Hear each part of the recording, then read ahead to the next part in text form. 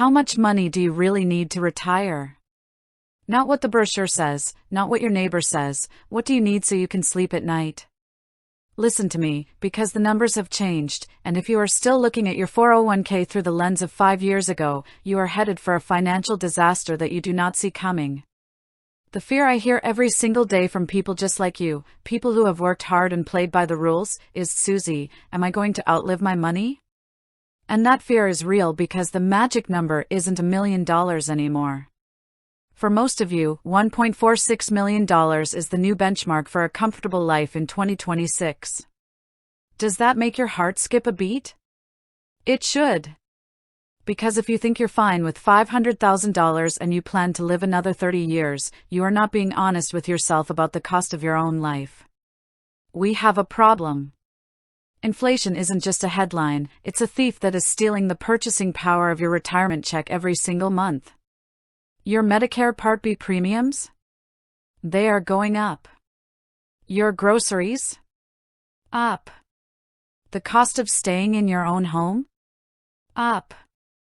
If you don't face these real numbers today, you will be forced to face them when you are 80 years old and have no way to go back to work. So, let's get real. How do we figure out your number? I want you to look at the 80% rule, but I want you to look at it with clear eyes. Can you live on 80% of what you make now? If you make $100,000, that's $80,000 a year. Where is that coming from? If your Social Security is giving you $2,000 a month, that's $24,000 a year, you still have a $56,000 hole to fill. To fill that hole using a safe 4% withdrawal rate, you need $1.4 million in the bank. Period. No ifs, ands, or buts. But Suze, you say, I don't have $1.4 million. Then you need to listen to what I am about to tell you. If your net worth doesn't match your needs, you have two choices: you either work longer or you live smaller. There is no magic wand. If you retire at 62 because you're tired, but your numbers don't work, you aren't retiring, you are choosing to be poor later in life. Do you hear me? Actionable takeaway number 1, get a must-have budget. Not a want-to-have budget. What does it cost to keep the lights on, the taxes paid, and the health insurance current? If that number is higher than your guaranteed income, Social Security and pensions, you have a gap. Actionable takeaway number 2, wait on Social Security. I have said it before and I will say it until I am blue in the face: every year you wait past 62, up until age 70, your benefit grows by approximately 8%. Where else are you getting a guaranteed 8% return today? Nowhere.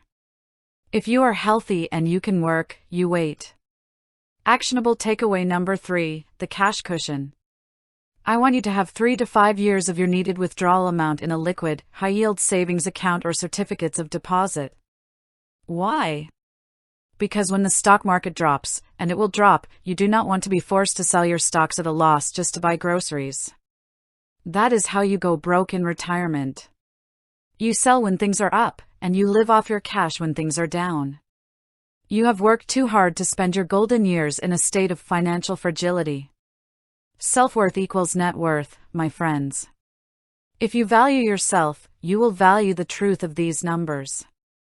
Stand in your truth. Look at your statements today.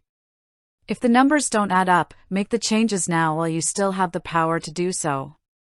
Because true wealth is the peace of mind that comes from knowing that no matter what happens in the world, you are going to be okay.